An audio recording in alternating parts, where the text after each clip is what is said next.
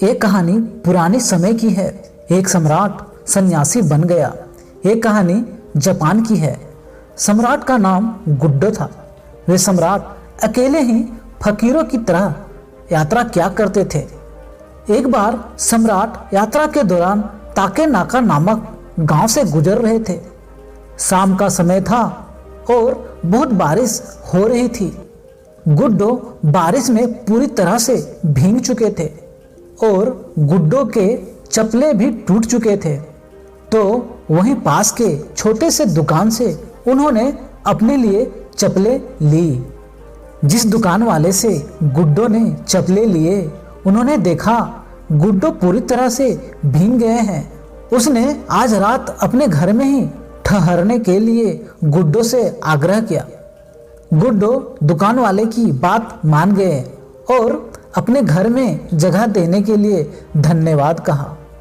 अंधेरा होने के बाद जब दुकान वाले के सभी परिवार एक साथ बैठे हुए थे, तो गुड्डो ने देखा वे सब किसी बात को लेकर परेशान थे।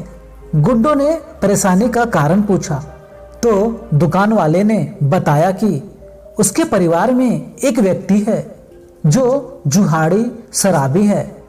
जब वह जुआ से पैसा जीतता है, तब वह शराब पीकर सभी लोगों से गालियां बकता है और जब वह हारता है, तब लोगों से पैसा उधार लेकर शराब पीता है।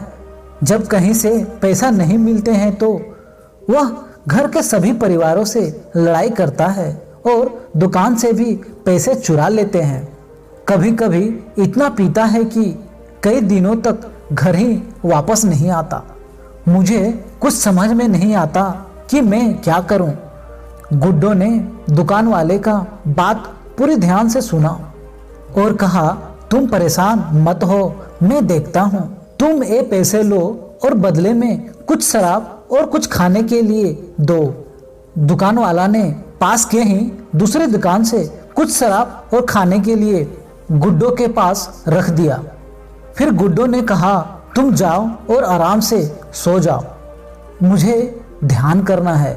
फिर गुड्डो गहरे ध्यान में चला गया। जब आधी रात हुई तो वह आदमी घर आया तो वह गहरे नशे में था। उस आदमी ने चिल्लाकर खाना मांगा तो गुड्डो ने कहा, मैंने तुम्हारे लिए कुछ खाने का और शराब रखे हैं। मैं बारिश में पूरा भीग गया था तो रात रुकने के लिए जगह दिया था। मैंने पैसे से शराब और खाने का खरीदी है, तुम चाहो तो ले सकते हो। ये सुनकर बहुत खुश हुआ। वह आदमी शराब पिए और खाए वही फर्श पर लेट गए।